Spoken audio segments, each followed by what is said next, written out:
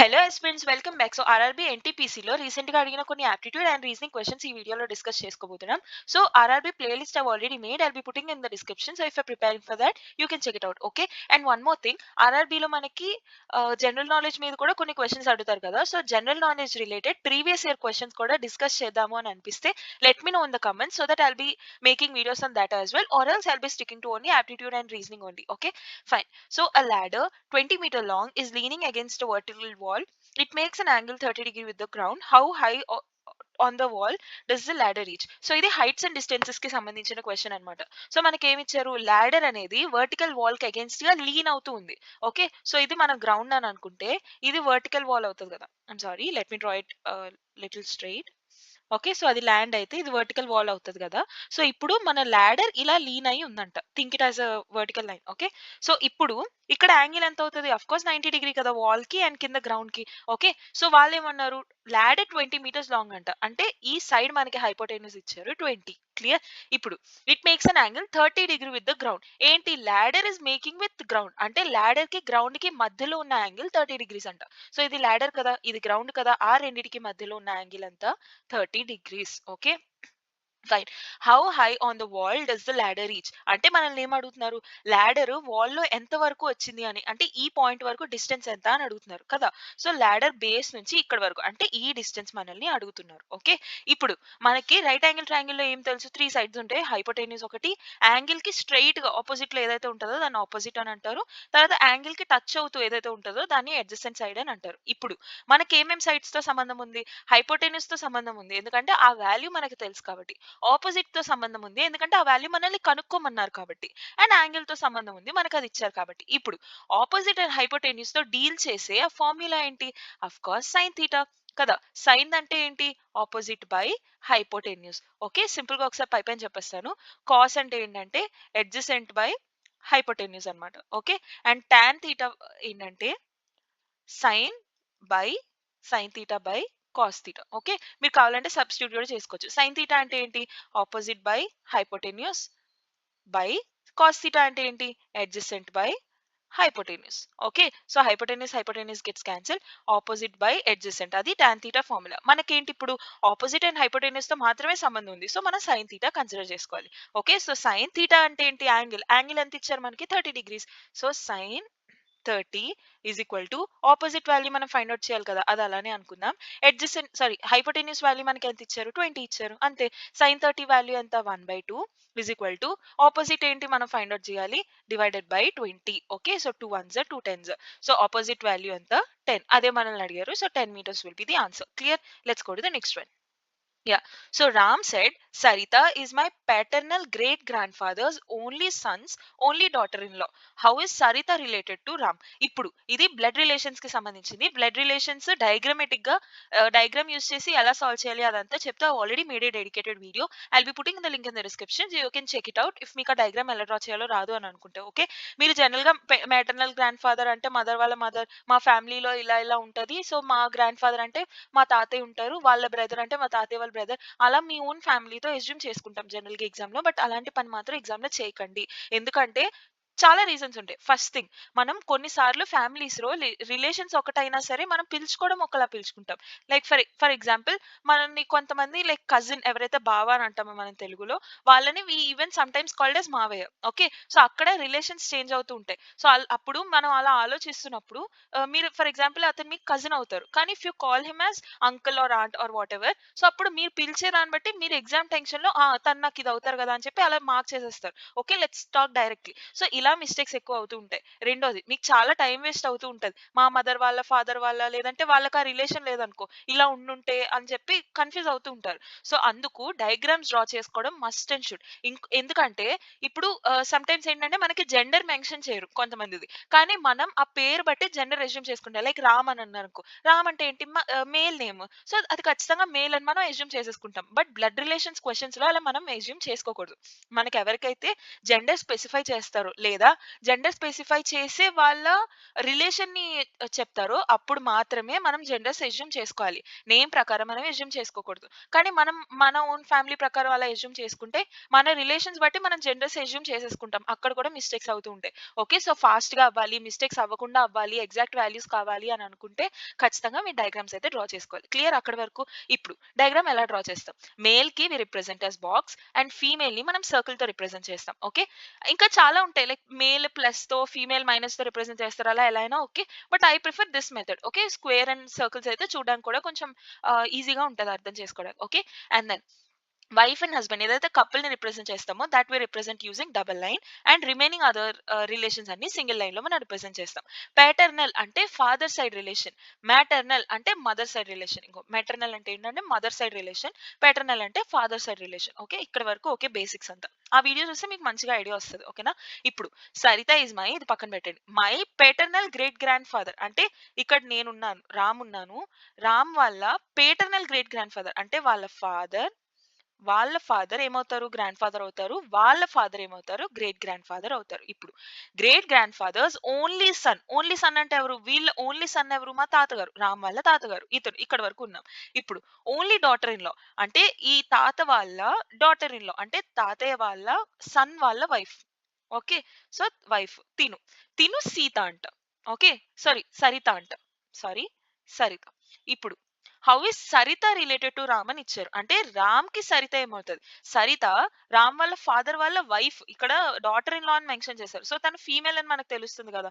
So, అందుకు mother అవుతారు తిను. సో, మదర్ రిలేషన్ అవుతది. Mother will be the answer. కానీ ఇక్కడ how is Ram related to Saritha అని ఇచ్చారనుకో, అక్కడ మనం కాంట్ బి డిటర్మైన్డ్ అని రాయాలి. సన్ అని రాయకూడదు. ఎందుకంటే మనకి ఇక్కడ సరిత జెండర్ ఏంటో తెలుస్తుంది. కానీ రామ్ జెండర్ ఏంటో మనకి స్పెసిఫై చేయలేదు యాస్ పర్ ద క్వెషన్. మనకి జనరల్ గా తెలుసు రామ్ అంటే మేల్ అని. కానీ ఇక్కడ మనకి స్పెసిఫై చేయలేదు కాబట్టి మనం కెనాట్ బి డిటర్మైన్డ్ అని రాయాలి. క్వెషన్ లో ఎంత వరకు అయితే మెన్షన్ చేస్తున్నారో డైరెక్ట్లీ ఆర్ ఇండైరెక్ట్లీ అది మాత్రమే మనం అస్యూమ్ చేసుకోవాలి కరెక్ట్ అని. ఓకేనా. సో, కాన్ బి డిటర్మైన్డ్ అని రాయాలి. How is Ram related to Sarita అంటే రామ్ సరితకి ఏమవుతారని అడిగినప్పుడు. Okay. Fine. So, two poles of height 15 meters and 20 meters are standing vertically upright. అంటే టూ పోల్స్ ఉన్నాయి. 15 let's draw it once again. Okay. So, 15 meters ఒక pole and 20 meters ఒక pole ఉన్నాయంట. Okay. ఆ రెండు ఇలా స్ట్రైట్ గా ఉన్నాయి. ఇప్పుడు the distance between the feet is 12 meters. అంటే ఈ మధ్యలో ఉన్న డిస్టెన్స్ ఎంత? 12 మీటర్స్. ఇది 15, ఇది 20. ఓకే. మనల్ని ఏమడుగుతున్నారు? Find the distance between the tops. So, ఈ వాల్యూ మనల్ని అడుగుతున్నారు. ఓకే. ఏం లేదు, సింపుల్ గా ఇప్పుడు ఫస్ట్ వీటిని ఈక్వేట్ చేయడానికి ట్రై చేయండి, లెవెల్ చేయడానికి ట్రై చేయండి. ఇప్పుడు ఈ వాల్యూ ఏమవుతది? ఈ ఇద్దరు స్ట్రైట్ గా ఉన్నారు, వర్టికల్ గా ఉన్నారు కాబట్టి ఈ రెండు స్ట్రైట్ గా ఉన్నప్పుడు బేస్ ఏదైతే డిస్టెన్స్ ఉంటుందో ఇది కూడా అంతే డిస్టెన్స్ కదా! సో, ఆఫ్ కోర్స్ ఇది 12. ఓకే. ఇది 12 మీటర్స్. ఇక్కడ వరకు మనకు ఓకే. అండ్ ఇక్కడ నుంచి ఇక్కడికి 15 అన్నప్పుడు ఇది కూడా ఏమవుతది? ఆఫ్ కోర్స్ 15 కదా అవుతది. ఇప్పుడు ఈ పైన రిమైనింగ్ ఏమవుతది? 20 అవుతది. ఓకే. సో, టోటల్ 5 అవుతది. ఓకే. సో, టోటల్ 20 అయినప్పుడు ఇక్కడ నుంచి ఇక్కడికి 15 అని అన్నప్పుడు ఇక్కడ నుంచి టాప్ వరకు ఎంత అవుతది? 5 అవుతది. ఇప్పుడు ఈ ఇది మనం ఫైండ్ ఔట్ చేయాలి. మనకి బేస్ తెలుసు, ఇది తెలుసు, ఇది ఫైండ్ ఔట్ చేయాలి. ఓకే. సో, ఇది రైట్ యాంగిల్ ట్రయాంగిల్ మనం చూసుకుంటే అండ్ ఇక్కడ రైట్ యాంగిల్ ట్రయాంగిల్‌లో మనకేం తెలుసు? ఇది హైపోటెన్యూస్, అది మనం ఫైండ్ ఔట్ చేయాలి తెలుసు. అండ్ ఈ వాల్యూ మనకు తెలుసు. ఇప్పుడు హైపోటెన్యూస్ ఫైండ్ ఔట్ చేయాలంటే సైన్ థీటా, కాస్ థీటా ఏదో ఒకటి ఫైండ్ ఔట్ చేయాలంటే యాంగిల్ కావాలి కదా! మరి ఎలా అని మీరు కన్‌ఫ్యూజ్ అవ్వచ్చు. మనకి వాటితో పాటు ఇంకొక ఫార్ములా కూడా ఉంది. ఏంటది? Opposite square plus adjacent square is equal to hypotenuse square. ఈ ఫార్ములా కూడా ఉంది. అంటే hypotenuse which is the longest side which is the opposite angle of the right angle. అంటే రైట్ యాంగిల్ ఏదైతే ఉందో దానికి ఆపోజిట్ లో ఉన్న దాన్ని హైపోటెన్యూస్ అని అంటారు. అది లాంగెస్ట్ సైడ్ అవుతది ఆ మొత్తం ట్రయాంగిల్ కి. ఆ సైడ్ ఏదైతే ఉంటుందో that square is equal to some of this square and this square. Clear. ఇప్పుడు ఆపోజిట్ స్క్వేర్ అడ్జసెంట్ స్క్వేర్స్ మనకు తెలుసు కదా. 5 square plus 12 square equal to hypotenuse square. Okay. So, hypotenuse value ఏంటో మనం ఫైండ్ ఔట్ చేయాలి. General గా మనకి ఇలాగా పెయిర్స్ ఉంటాయన్నమాట. లైక్ 5, 12, 13 అంటే ఈ మూడు పెయిర్స్ అన్నమాట. 13 being the biggest value, this will be the hypotenuse value and ఈ రెండు సైడ్స్ అదర్ సైడ్స్ అన్నమాట. ఇవి మీరు గుర్తుపెట్టుకుంటే ఎగ్జామ్ లో మీకు సింపుల్ గా చేయడానికి ఈజీగా ఉంటది. లేదంటే ఇక్కడ మీరు ఫైండ్ ఔట్ చేసుకోవచ్చు. 5 స్క్వేర్ ఎంత? 25 ప్లస్ 12 స్క్వేర్ ఎంత? 144 is equal to hypotenuse square. Okay. So, 25 plus 144 ఎంత? 169. హైపోటెన్యూస్ ఏమవుతది? Root over 169. 169 రూట్ ఎంత? 13. Okay, so 13 meters will be the answer. Clear? Let's go to the next one. How is Samir related to Akbar if Samir introduced Akbar as his maternal grandmother's only son's son? So ఇది మీరు solve చేయకుండా time లేనప్పుడు మాత్రమే ఎలా find out చేయాలి, చూడగానే ఎలా answer పెట్టాలి అనడానికి ఒకటి చెప్తాను చూడండి. మా నానమ్మ ఆర్ మా అమ్మమ్మ ఇక్కడ మ్యాటర్నల్ గ్రాండ్ మదర్ కాబట్టి మై గ్రాండ్ మదర్ సన్ కదా. అంటే మా గ్రాండ్ మదర్ వాళ్ళ సన్ అంటే ఈ పర్సన్ ఎవరి గురించి అయితే మాట్లాడుతున్నామో వాళ్ళు కూడా నా ప్యారలల్ ఏజ్ వాళ్ళే అవుతారు కదా. నాకు బ్రదర్ అవ్వనివ్వండి, సిస్టర్ అవ్వనివ్వండి, కజిన్ ఏదైనా అవ్వనివ్వండి, నా ప్యారలల్ ఏజ్ లైక్ మా అంకల్ ఆ ఏజ్ వాళ్ళు అవ్వరు, లేదంటే my child or nephew niece ఆ ఏజ్ వాళ్ళు కూడా అవ్వరు. నా ప్యారలల్ ఏజ్ వాళ్ళే అవుతారు. బికాజ్ నాకు గ్రాండ్ మదర్ వాళ్ళ మనవలు ఎవరైతే ఉన్నారో నా ఏజ్ వాళ్ళే అవుతారు. ఇప్పుడు తిను నాకు మ్యాటర్నల్ గ్రాండ్ మదర్ అవుతారు. అంటే మదర్ సైడ్ రిలేషన్. కానీ ఆమెకి అక్బర్ రిలేషన్ మాట్లాడినప్పుడు అంతా ఫాదర్ సైడ్ రిలేషన్ మాట్లాడుతున్నారు. సో ఓన్ బ్రదర్ అయ్యే ఛాన్స్ అయితే లేదు. సో ఇంకే ఆప్షన్ ఏముంది, కజిన్ ఒకటే అయింది. కజిన్ మీరు ఆన్సర్ పెట్టొచ్చు ఇఫ్ మీ దగ్గర టైం లేదు అండ్ చూడగానే ఏదో ఒకటి పెట్టాలి అని మీరు అనుకుంటున్నప్పుడు. ఓకేనా? లేదంటే కన్ఫర్మ్ గా సాల్వ్ చేయండి నేను ఇందాక చెప్పినట్టే. లేదు మీకు టైం లేదు, ఏదో ఒకటి పెట్టాలి, కరెక్ట్ అవ్వాలి, ఏదో ర్యాండమ్ కాకుండా అని అన్నప్పుడు అలా ఫాలో అవ్వండి. ఏంటి క్వశ్చన్ చూడగానే గ్రాండ్ మదర్ వాళ్ళ మనవలు అంటే నా ఏజే అవుతారు. సో సన్ పోతది, అంకుల్ పోతది. తర్వాత మా మ్యాటర్నల్ అంటే మదర్ సైడ్ అన్నారు. సన్ వాళ్ళ సన్ అని అక్బర్ గురించి మాట్లాడుతున్నారు. సో నాకేమో తన మదర్ సైడ్ గ్రాండ్ మదర్ అవుతారు. అండ్ ఎవరైతే అక్బర్ ఉన్నారో వాళ్ళకి ఫాదర్ సైడ్ రిలేషన్ అవుతారు. సో నాకు మదర్ సైడ్, తనకి ఫాదర్ సైడ్ అన్నప్పుడు బ్రదర్ అయ్యే ఛాన్స్ అయితే లేదు. సో ఖచ్చితంగా కజిన్ అవుతారు అని చెప్పి మీరు కజిన్ పెట్టే ఛాన్స్ అక్కడ ఉంది. ఓకేనా? ఇప్పుడు సాల్వ్ చేసి చూద్దాం. అక్బర్స్ మ్యాటర్నల్ గ్రాండ్ మదర్ అంటే సమీర్ వాళ్ళ maternal grand mother. Okay. So Sameer వాళ్ళ వాళ్ళ మదర్. తను మ్యాటర్నల్ గ్రాండ్ మదర్. వాళ్ళ ఓన్లీ సన్ అంటే వేరే అదర్ పర్సన్. అదే ఓన్లీ డాటర్ అని అనుంటే అప్పుడు తినే అయ్యేవాళ్ళు. మా గ్రాండ్ మదర్ వాళ్ళ ఓన్లీ డాటర్ అంటే తినే అయ్యేవాళ్ళు. తిన సన్ అని అన్నప్పుడు ఈదర్ బ్రదర్ అవుతారు లేదా హిమ్సెల్ఫ్ అవుతారు. ఓన్లీ సన్ అయితే హిమ్సెల్ఫ్ అయ్యేవారు.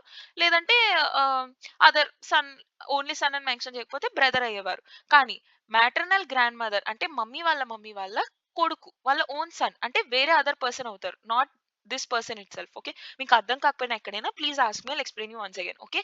వీళ్ళ సన్ అంట. ఎవరు? Akbar.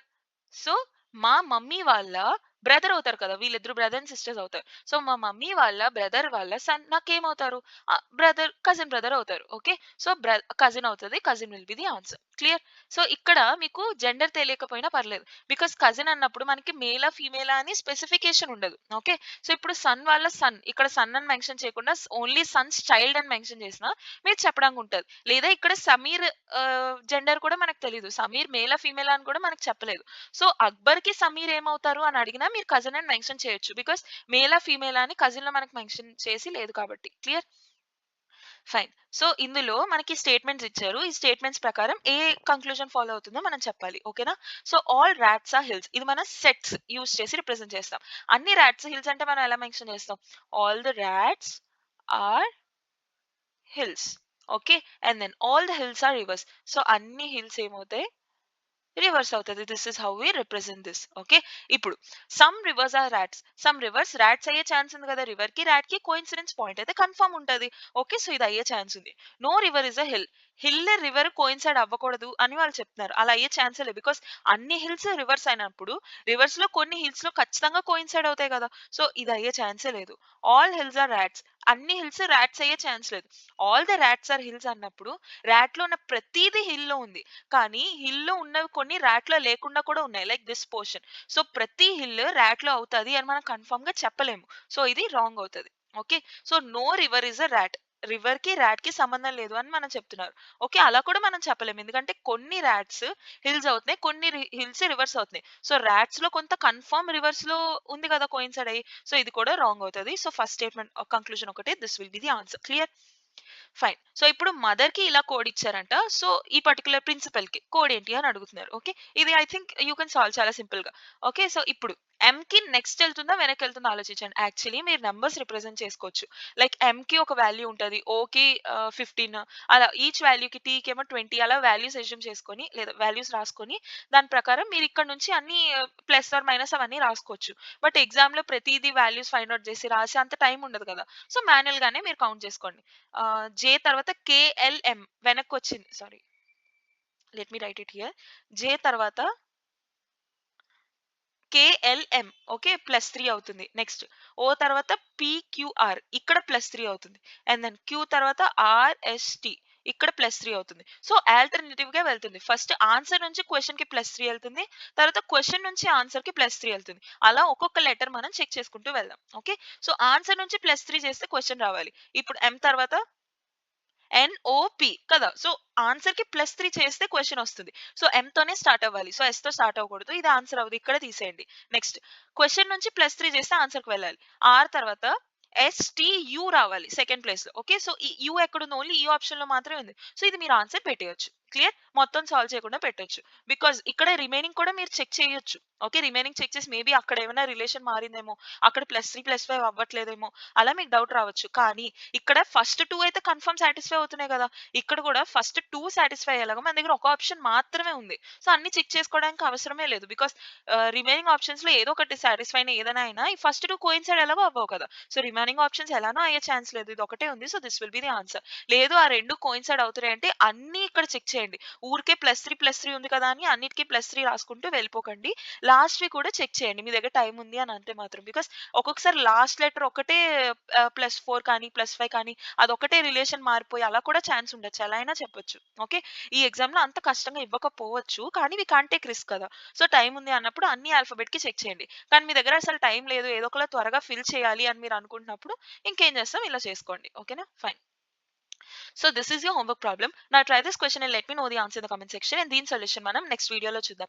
And I've already made dedicated videos on each topic like percentages కానీ, రేషియోస్ కానీ అలా టాపిక్స్ కొన్ని ఫ్రమ్ బేసిక్స్ నుంచి కొంచెం మంచి లెవెల్ ప్రాబ్లమ్స్ అన్ని ప్రీవియస్ ఇయర్ క్వెషన్స్ అన్ని డిస్కస్ చేస్తూ సో వాటి links I'll be providing in the description. And కొన్ని ఎగ్జామ్స్ లైక్ కాగ్నిజెంట్ కానీ లేదంటే టీసీఎస్ అవన్నీ ఇన్ఫోసిస్ అవన్నీ playlist I've already made. So అవి కూడా I'll be putting in the description. So డిస్క్రిప్షన్‌లో I'll be putting all the videos. మీరు దేనికైనా ప్రిపేర్ అవుతున్నారు అంటే you can check out that particular playlist. Okay. So మీకు నెక్స్ట్ ఏ వీడియో కావాలి అని అనుకుంటున్నారు? ఎలా కావాలనుకుంటున్నారు? Please let me know in the comments. I'll be reading and reacting to each and every comment.